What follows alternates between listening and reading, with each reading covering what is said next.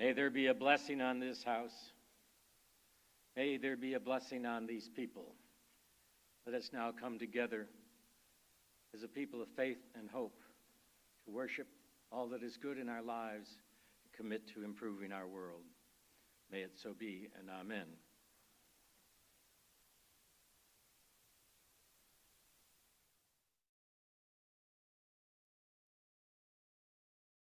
For those of you who don't know me, my name is Ken Hurto. I am an ordained Unitarian Universalist minister, happily retired. Happily. I'm also proud and privileged to be one of our congregation's affiliated ministers, and I thank Reverend Tom for the opportunity to recognize us and include us in sharing this ministry, this proud ministry here in Vero Beach.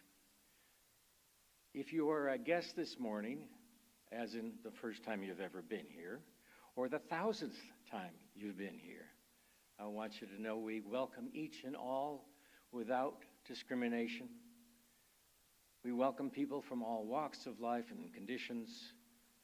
We lift one another up. We are a free church in the sense that we require no creedal affirmations. We ask of you to join us in the pursuit, a disciplined pursuit for truth, learning together how to be people of compassion, and where it is lacking, bearing witness for justice. Our mission, currently under reconsideration perhaps, we exist to be a caring, liberal, religious community. We exist to encourage spiritual growth among our members and those around us. And we exist to work for justice for all. That is our proud commitment.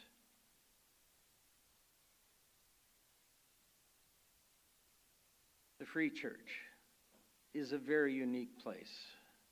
It has been my honor for over 55 years to have served it, I hope well, to see courageous acts of bearing witness to justice, being present with people, learning how to love one another at a truly deep meaning, and building the institution that allows all that to happen.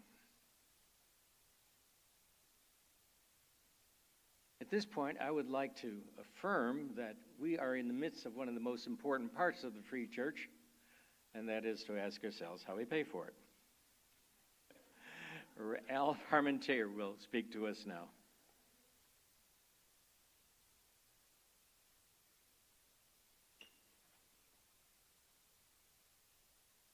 Oh, wow. This is what it's like to be on this end of the microphone. Good grief. Before I start, I would like to thank this congregation. When Gail died, I got close to 100 condolence cards. That's a lot of love. Thank you all very much. Now let's spend some money. I've been on the facilities committee since we moved into this facility. One of our first jobs was to create the disc that you're all familiar with. I made the disc, and another member donated 24-karat gold leaf and coated it with gold leaf. Have you ever wondered how it stays up there? I developed a hanging mechanism. See me in Fellowship Hall, I'll explain it. This was done with the help of other people, of course. One of the other jobs that they asked us to do was to build bookcases.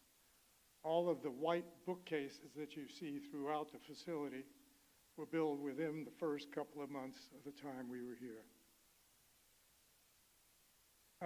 Let's go to a more recent project. This is the heart of our computer system. This was designed by Joe Hardy and installed by several of us. Let me tell you a little bit about what this does. This supports 21 security cameras, 12 computers, 12 Wi-Fi thermostats, 7 Wi-Fi hotspots, and what else? Jeez. That's about it, I guess. Yeah. So it's a real work of art, and I think Joe did an absolutely fantastic job.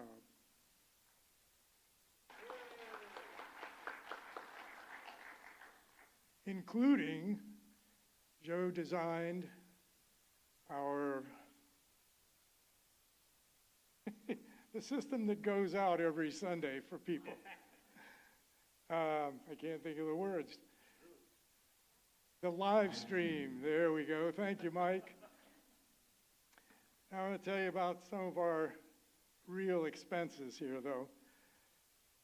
No, I want to continue talking about volunteers. There's just too many things that the volunteers have done. Jerry Andrews has done a fantastic job with the exterior landscaping. Thank you, Jerry. Many people worked on the renovation of the Sexton House. Too numerous, I can't even remember everybody that did that job. And I want to thank them all. Now, what else do we do around here? Well, we maintain 25 toilets. Not the most fun thing in the world, but it's got to be done. We have 20 air conditioners that need filter changing every 6 months. That job is contracted out because I just don't think we could do it. But it's an expense that we have to make. Our electric bill runs $30,000 a year. And thanks to the volunteers, once again, we have probably switched out 99% of the lights in the building to LEDs. When I came here, the first year our electric bill was $33,000. I think we've actually got it lower than that by all the work we've done. So if you've made your pledge to help offset some of these things, we would be more than happy if you made a second pledge. If you haven't made your pledge, please consider these expenses and the way we have to pay for them. Thank you very much.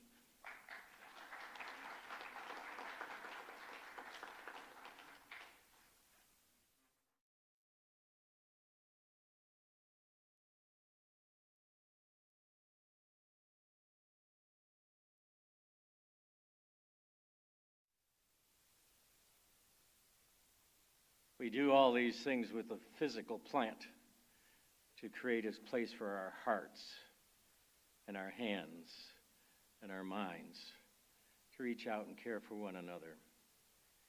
One of the first things you do when you meet someone is to extend a greeting of some sort, usually saying your name. Each week we begin building community by providing opportunity now to rise in body or spirit or wave across the pews, to say hello to one another, to welcome one another. I invite you now with great rejoicing to rise and greet and welcome one another.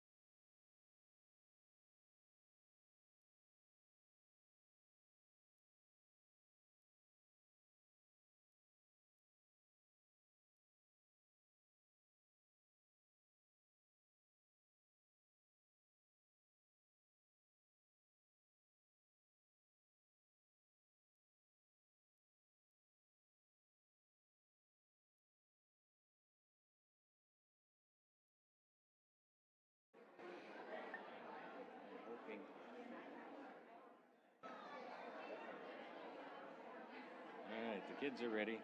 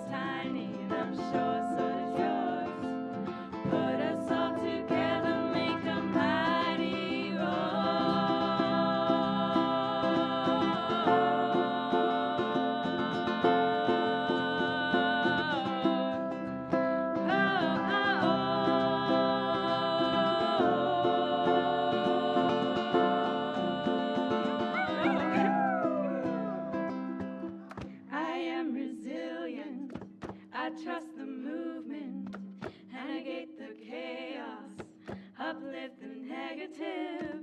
I'll show up at the table again and again and again. I'll close my mouth and learn to listen.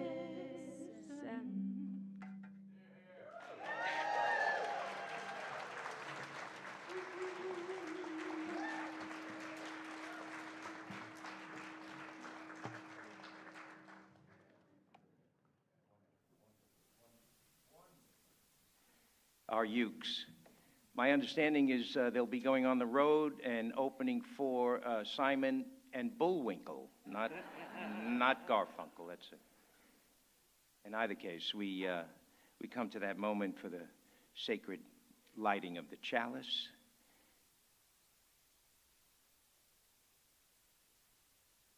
It is our tradition to light the chalice at the beginning of our service and say together words that ground us and prepare us for the service.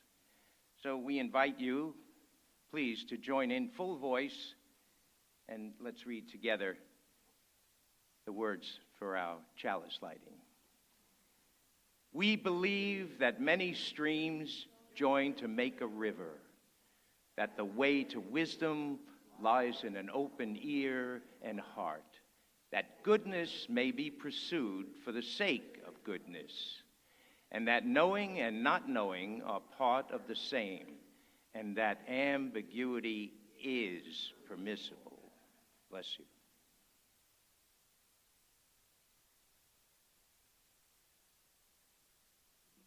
Hi, please join us in our first opening hymn, When Our Heart is in a Holy Place, 1008, verses 1 and 2. Rise in body or spirit.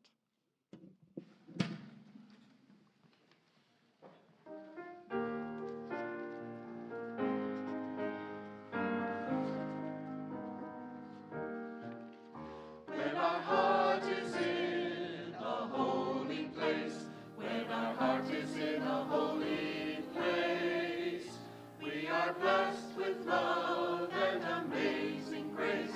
When our heart is in a holy place, when we trust the wisdom in each of us, every color, every creed combined, and we see our faces in each other's eyes, then our heart is in a holy place. When our heart is in a holy place, when our heart is in a holy place, we are blessed with love and amazing grace. When our heart is in a holy place, when we tell our story from deep inside, and we listen with a loving mind, and we hear our voices in each other's words, then our heart is in a holy place. When our heart is in a holy place, when our heart is in a holy place, we are blessed with love and amazing grace. When our heart is in a holy place, when our heart is in a holy place.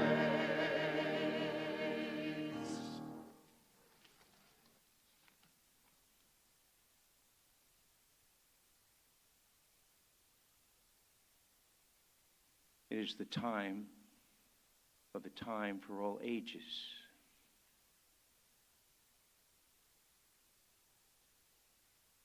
This reading is based on an Ethiopian tale, and I will introduce you to the characters here, if you don't mind, because the story is not exactly in the order. On the left-hand side is falsehood, and that just below falsehood on their left is fire, and then there is truth, and in the foreground is water. The story itself is called Fire, Water, Truth, and Falsehood. Long ago, fire, water, truth, and falsehood lived together in one large house. Although all were polite towards each other, they kept their distance. Truth and falsehood sat on opposite sides of the same room. Fire constantly leapt out to water's path. Now, one day they went hunting together. They found a large number of cattle and began driving them home to their village. "Let us share these cattle equally," said Truth, as they traveled across the grasslands. "This is the fair way to divide our captives." No one disagreed with Truth except Falsehood. Falsehood wanted more than equal share, but kept quiet about it for the moment. As the 4 hunters traveled back to the village, Falsehood went secretly to Water and whispered, "You are more powerful than fire. Destroy fire, and then there will be more cattle for us." Water flowed over to fire, bubbling, steaming, covering it, until fire was gone. Water meandered along, cheerfully thinking about more cattle for itself.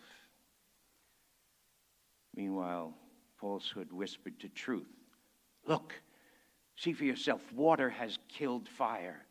Let us leave Water, who has cruelly destroyed our warm-hearted friend. We must take the cattle high into the mountains to graze." As Truth and Falsehood traveled up the mountain, Water did try to travel along to follow, but the mountains were too steep and Water could not flow uphill. Water washed down, over and under and upon itself, splashing and swirling around rocks as it tumbled down and down the slope. Look and see. Water is still tumbling down the mountainside to this very day. Now Truth and Falsehood arrived at the mountaintop. Falsehood turned to Truth and said in a loud voice, "I am more powerful than you are. You will be my servant. I am your master. All the cattle belong to me." Truth rose up and spoke out, "I will not be your servant." They battled, argued, and battled. Finally, they brought the argument to Wind to decide who was master. Wind didn't know, so it blew out all over the world to ask people whether truth or falsehood was more powerful. Some people said a single word of falsehood can completely destroy truth. Others insisted, like a small candle in the dark, truth can change every situation. Wind finally returned to the mountain and said, "I have seen that falsehood is very powerful, but it can only rule when truth has stopped struggling to be heard." And it has been that way ever since. Thank you.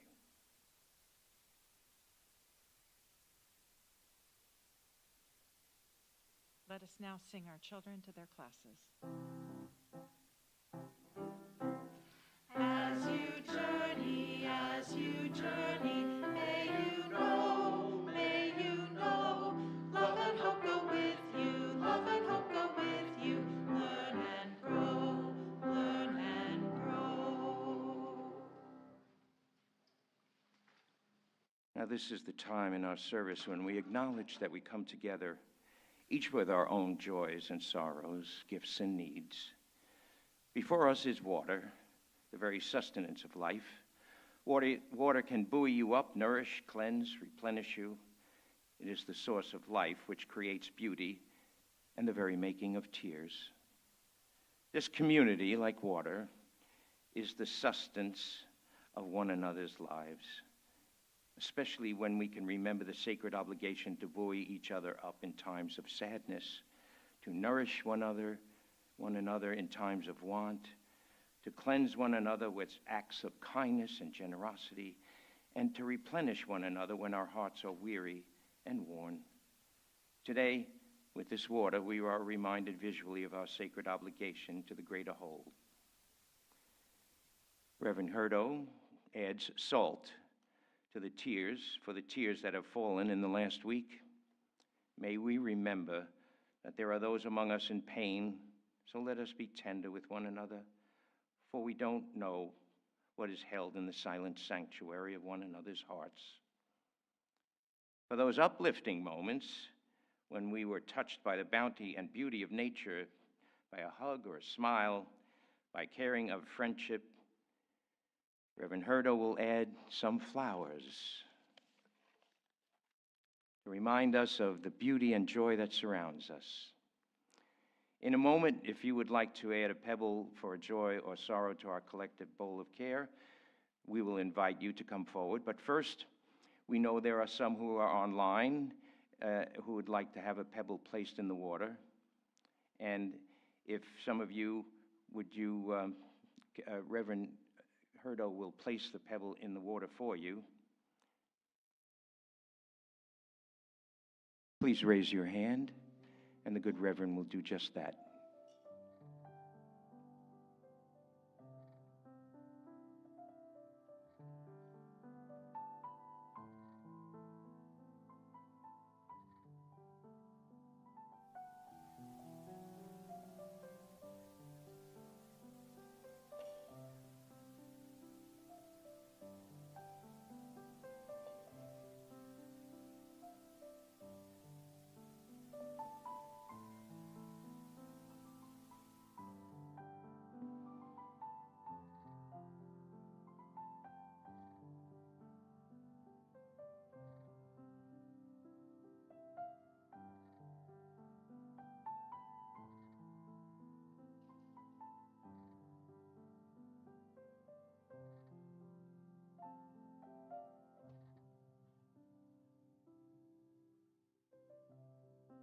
Please come forward if you choose and wish.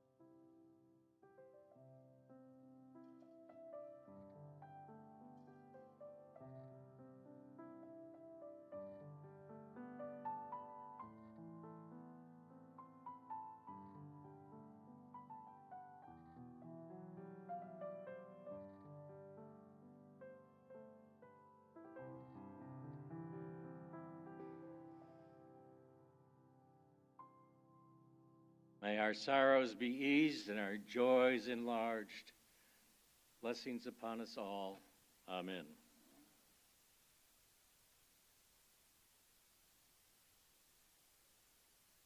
Unitarian Universalists have very few sacraments. And one of the most important ones is asserting that we are a free people and we are a responsible people. One of the ways we affirm our communion with one another is the share of our gifts of time, talent, and treasure. At this point in our service, you are invited, as you are willing, as you are able, to contribute to the cause of this ministry. In addition to gifts made to the congregation using one of the white envelopes in the pew rack, today's offering will be also shared with the community neighbor who shares our values, helps us be present in the community in one of our most important actions of justice. Today's Sunday Fund goes to Bike Walk for Indian River County. The Bike Walk team promotes safe bicycling and walking, distributes donated tickets to children and adults who cannot afford them. It provides for bicycle safety and maintenance lessons. It advocates for a network of connected bike lanes, shared use pathways, and sidewalks. And so this day, we pause to give generously of our hearts and our wallets to sustain the ministries in this community. May it be well received and generously given. Amen.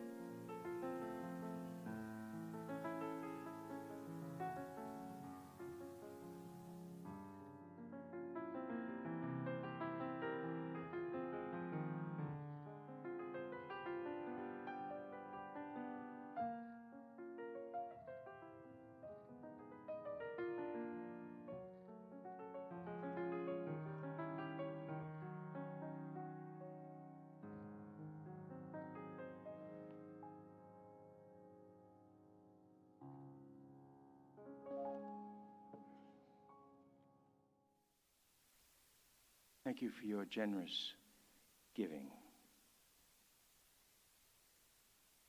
We come now to the time of prayer and meditation.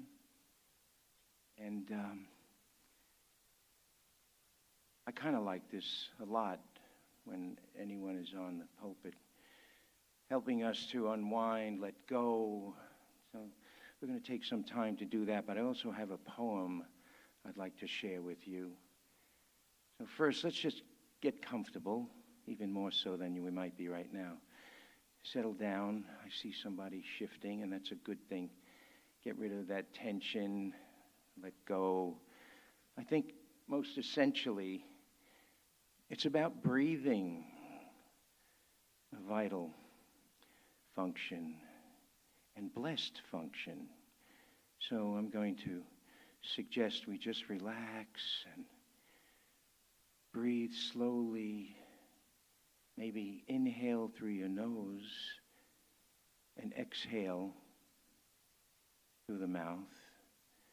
That cycle is sacred. Take a moment or two. That's very good.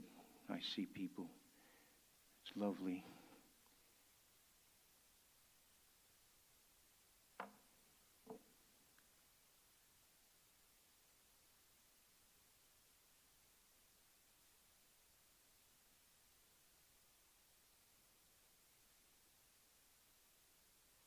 That happens to be a photo of winter solstice, not of this past year, but the year before in my neighborhood.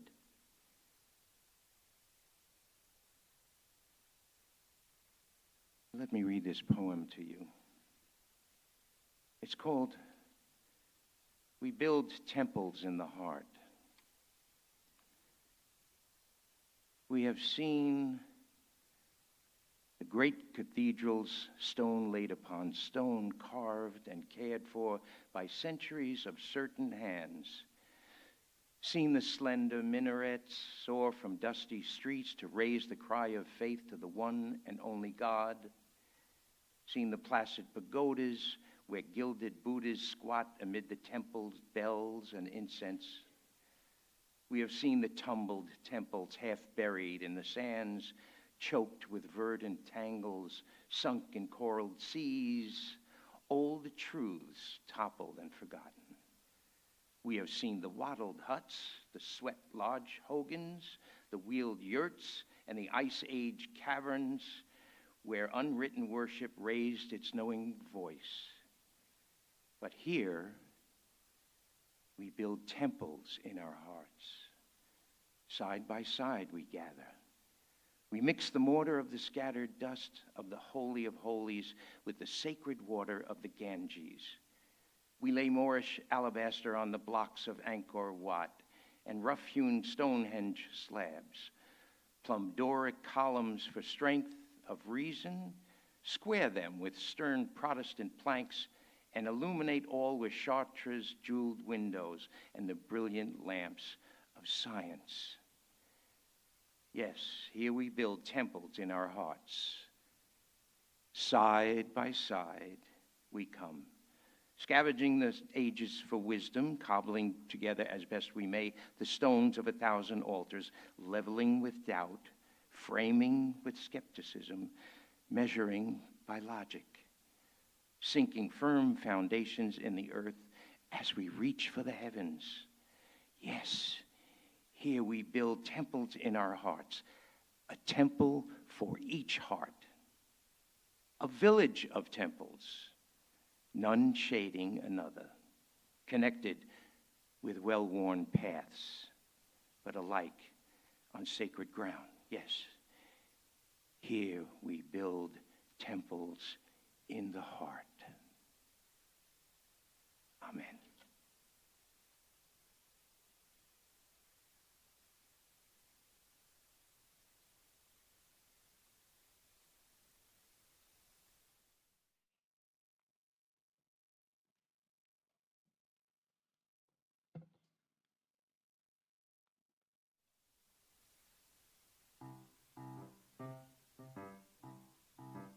We are going, heaven knows where.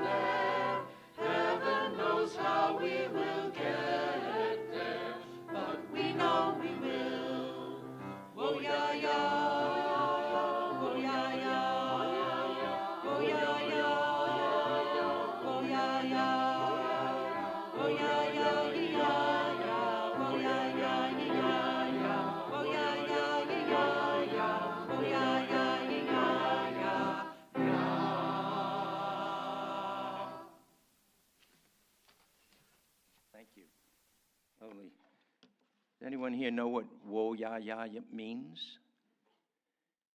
Resilience in East African language, resilience.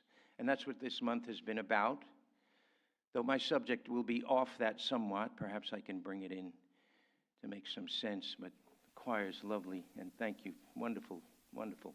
And those ukes, mighty fine. Thank you. So when I first mentioned to Rev and a couple of other people, we had spoken about a number of different subjects, and this one in particular, actually it has struck an interesting reaction from people, some little face scrunching, and others rather anxious to hear about it, and I was pleased that it had some interest. The title is, I Know What to Do, So Why Don't I Do It? So why don't I do it? Which I thought was odd. When I first heard that, I heard it in wholly different circumstances. But let me first clarify a little bit with the blurb I gave to Kelly that was published out, which it became later on from the original experience I had, that I asked myself the question, I know what to do, so why don't I do it? But in a different version, which I'll share with you.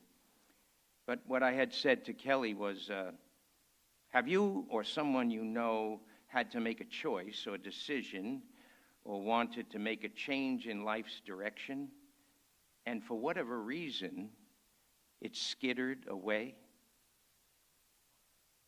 Well, that book title comes from Dr. Nick Hall, and I'll be referring to it along the way.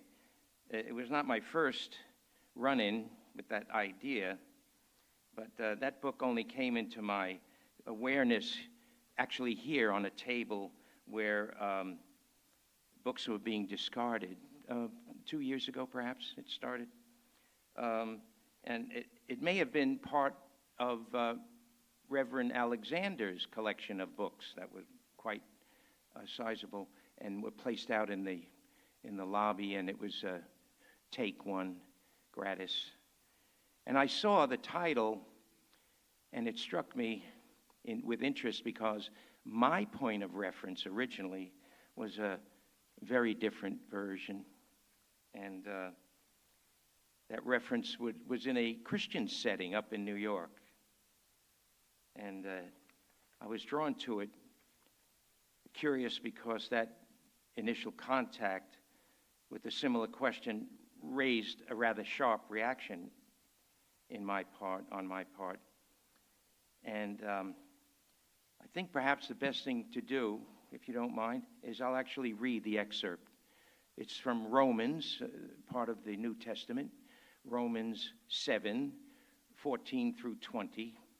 This is Paul, the apostle, the collection of letters written from many different places. This one's from the book of Romans when it was collected. About 50 or so years after Jesus had been executed, sacrificed, whatever word you choose. And he was on his way to Corinth and wrote letters to different churches, Colossus, Ephesia, etc. But I heard this. I probably didn't read it because I wasn't much of a Bible reader, but I heard it in one of the many different congregations, different types of churches, and I'll let it speak for itself. Romans 7, 14 through 20. We know that the law is spiritual, but I am unspiritual, sold as a slave to sin. I do not understand what I do. For what I want to do, I do not do. But what I hate, I do. I agree that the law is good.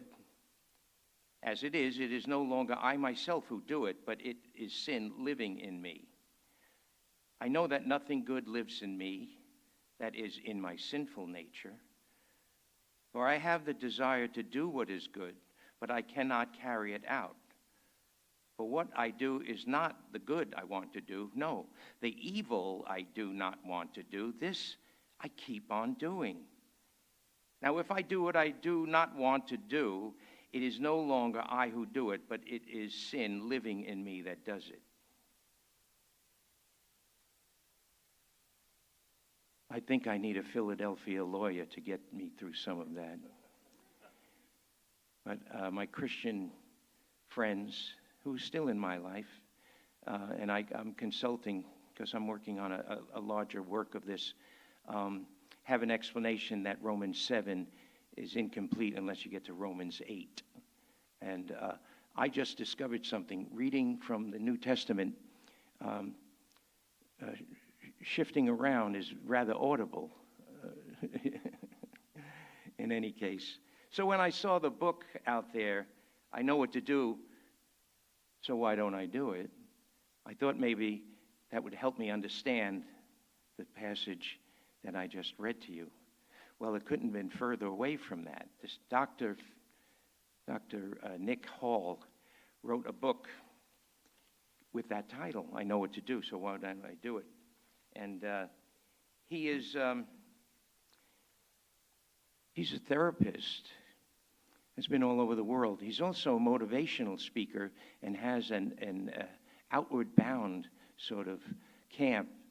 I don't know where it is here in the States, but I picked it up thinking it would clarify for me some of that Christian stuff, but that's not the case. It's more of a medical and psychological temperament sort of guidance.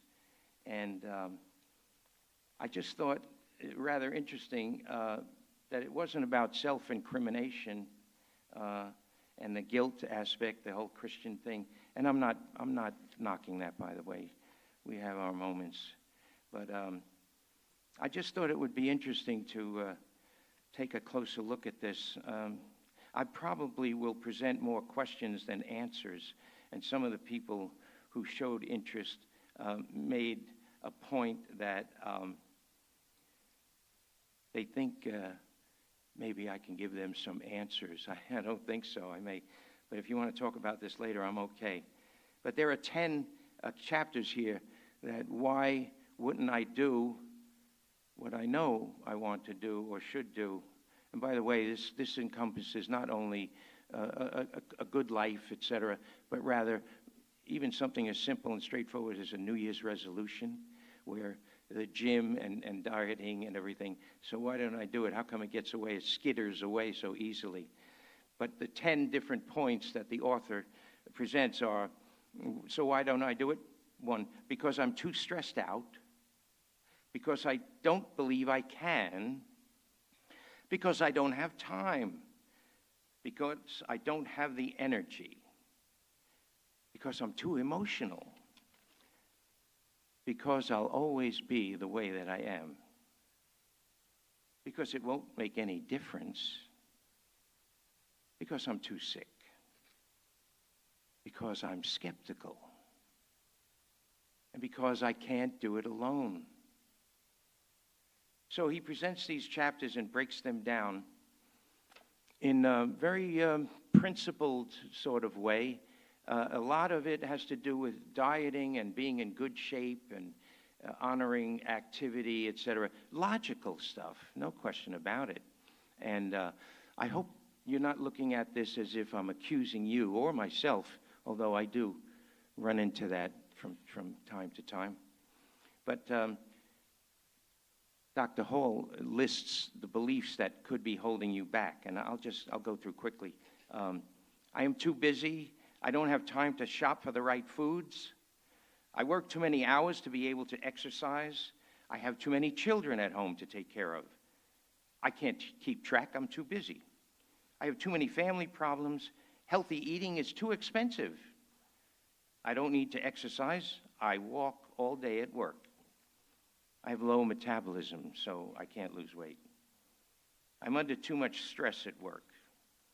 I can't stick to a strict diet. It goes on and on. I'm not the one who buys the groceries. going to blame my partner? It is too late. I am too old. Beliefs that bring you back. I just saw somebody look at their partner.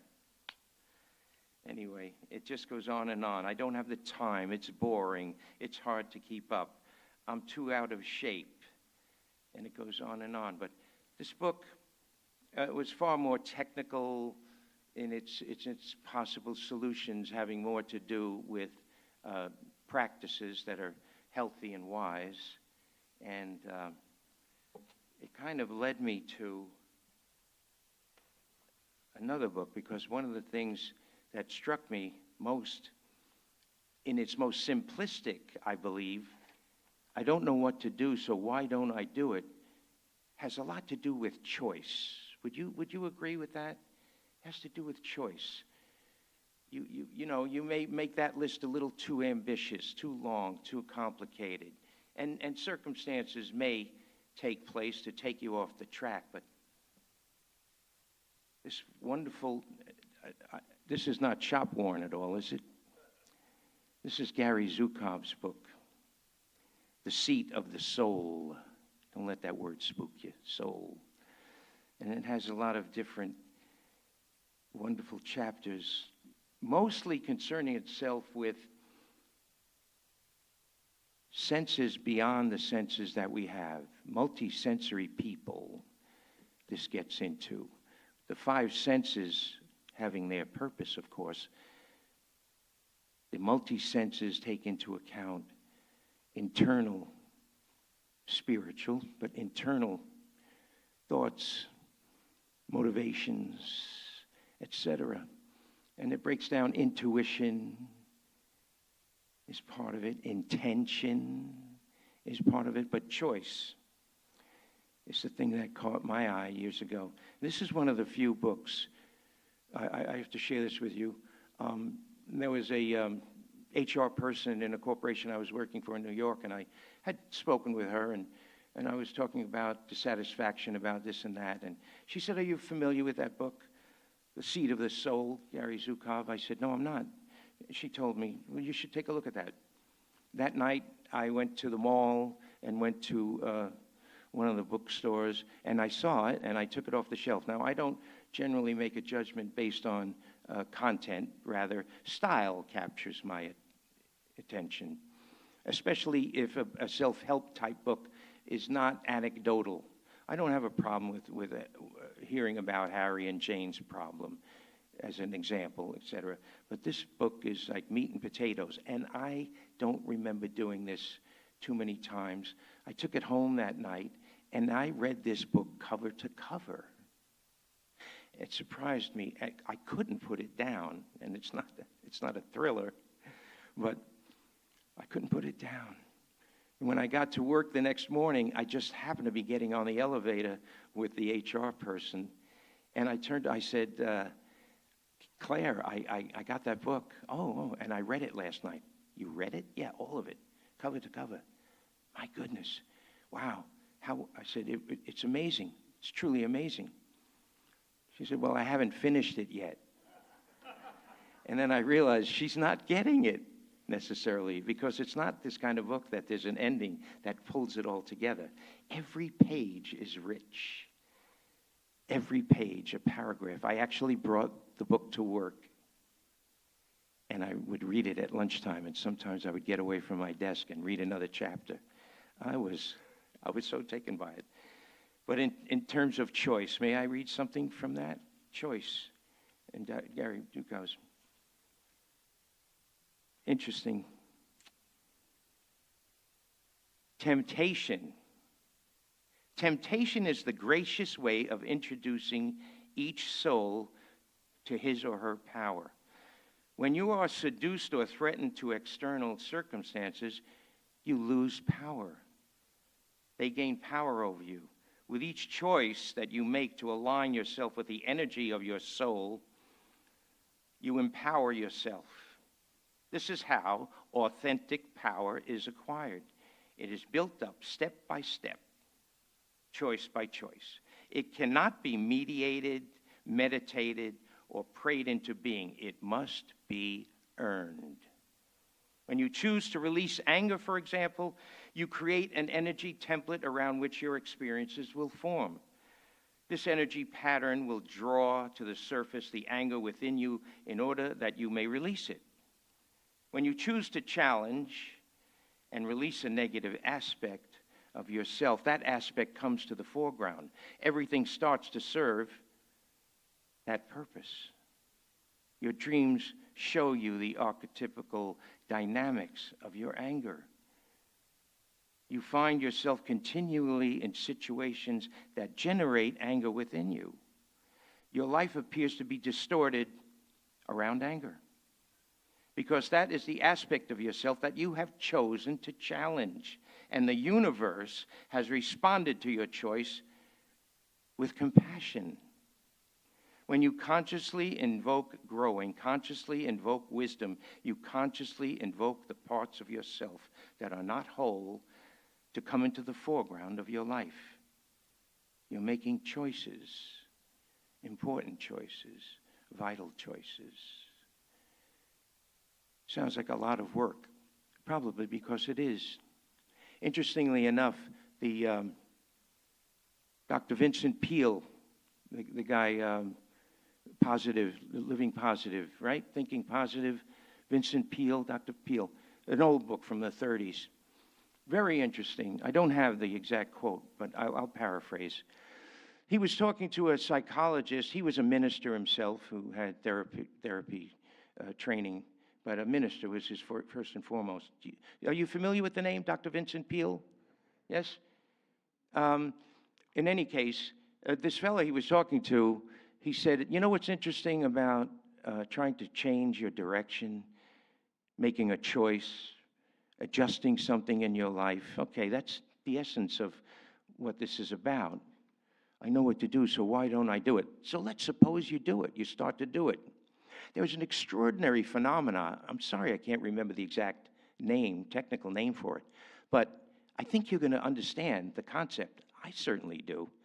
When you start to work at changing something, when you make a plan and you want to do it and you don't do it because you're overwhelmed for whatever reason, there's a phenomena that takes place. When you begin to work at that, you are going to be the most exhausted you can possibly be. It's just a phenomena of how our system, our body, and our minds work together, because that issue is so ingrained in you, in your life, and then now you're going to tackle it, and it exhausts you. And in that exhaustion, you are likely to give up. You're likely to let go. You're likely, in spite of knowing what to do, not do it. It's good science, as a matter of fact. The remedy for that is you have to push past it. And it's not the pain is gain axiom, but you have to work past that. So that discomfort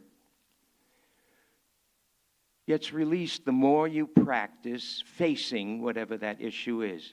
And what you want to do, you will do. Or, in the process, the deck will be cleared and you'll discover, I didn't really want to do that. Have you ever experienced that?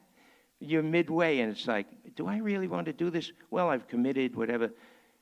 You can listen to your intuition. You can listen to that inner voice that says, no, I know people here who have read a book, started to read a book, and they like the author a great deal. You know who I'm talking about out there. I'm not looking at you for that reason. And you told me when I asked, how's that book? He said, I put it down. I couldn't stand it. But he's your favorite writer. It was awful. I forced myself to read the book, and it was terrible. And I don't know why. I wasted whatever the time was. But the point being, those inward signs, that intuition, that intellect, that experience, and the choice you make are vital, vital. And so I don't have a happy ending to this. I had talked with Rev Tom, and I said, I might spend some time. I don't know. What is the time? It's 11? Thank you, folks. No. Actually, I do have a little joke story, but I'll do this quickly. I asked Tom if it was okay. Rev Tom, is it okay if I share what brought me here? Since my experience is Roman Catholic, christened and confirmed, etc., then I ended up with the Methodists, to which Chuck McNack knows, I believe, Duncan McKenzie from New York? No. There was a fellow here who knew, Reverend Brown, John Brown, knew this guy. I had left church. I had tried some Pentecostal things, and I was curious about this 1860s church built in Amityville, New York. Beautiful. And I went in, and this guy spoke. He took from the comics. He took from Scientific American. He took from poetry, painting, whatever. There was an intellect aspect. It wasn't dogma, but there was a spiritual message in it, for sure. And I was quite taken. That's the kind of church I wanted. And that's why I'm here. There is reason and logic in service here in this room and in service when we're helping, doing things.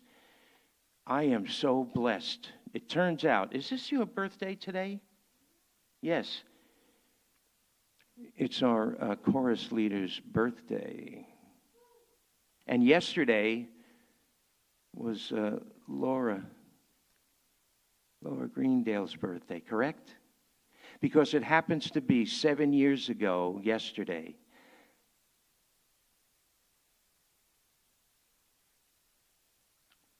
I didn't expect that I had that pretty serious accident that almost took my leg and foot, and a couple of years of wandering with infection. But it was the strength and love of you people, this church, that helped get me through it. And it would be wrong for me to not honor that at this glorious moment, this gift that Reverend Tom gave me to spend some time with you.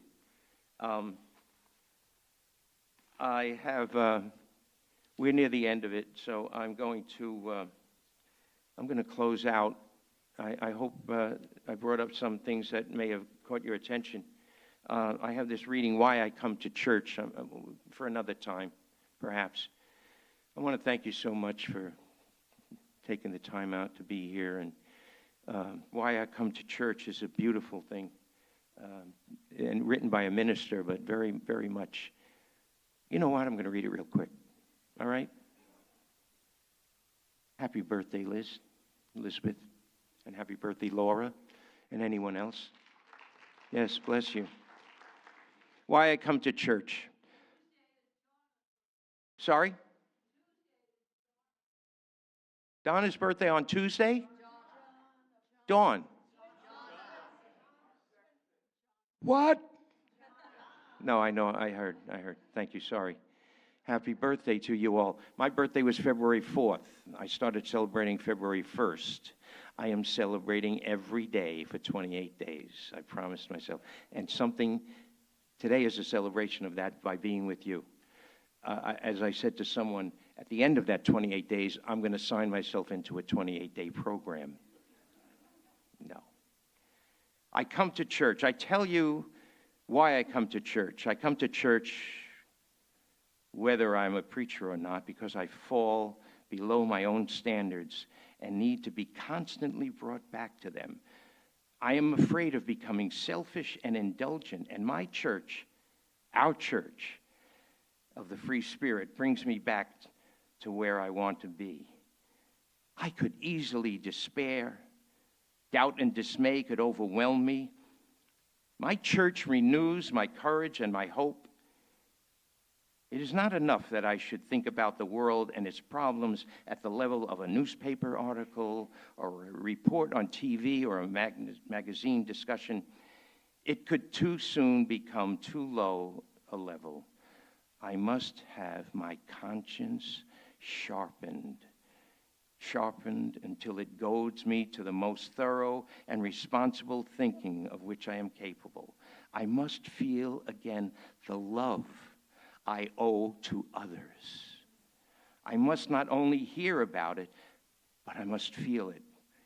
In church, in this church, I do.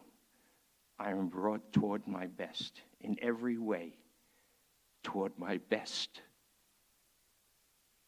And so, let me leave you with this.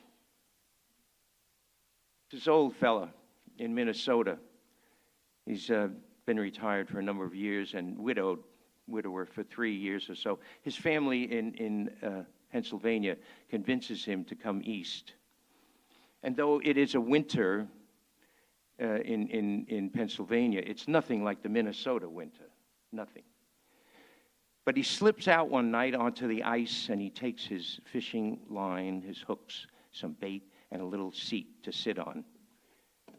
And as he's sitting there, he takes the saw and he starts to saw into the ice. And he hears, "There are no fish under the ice." He stops, he looks around, it's dark.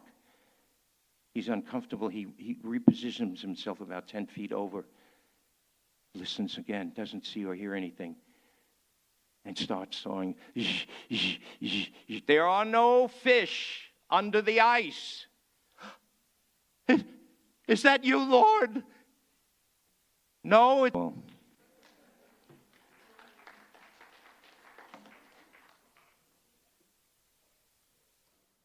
Two verses only for all that is our life. Number 128, rise and body or spirit.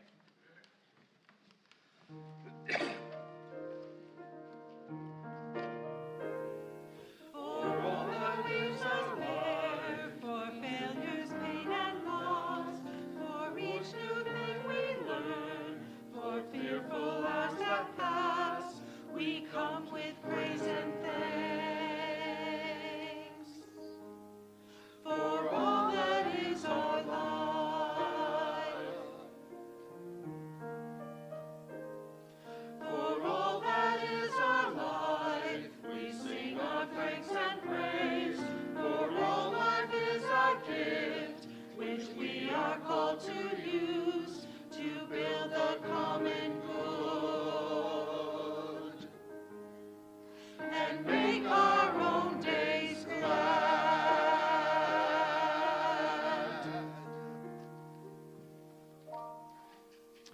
Normally, the benediction would be done down the aisle. I have it written here, and since I didn't go with a body mic,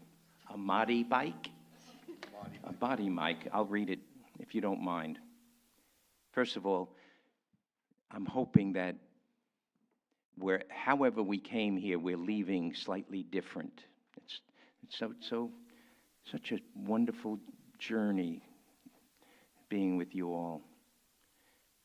Some Buddhist wisdom. Life is short, don't ever waste it. Life is sweet, take time to taste it. Life is a journey, find the right path. Life is entertaining, don't be afraid to laugh. Life is full of good times, make them last. Life has its tough moments, but put them in the past. Life is a chance, make sure you like it. But most importantly, life is what you make it. God bless you all.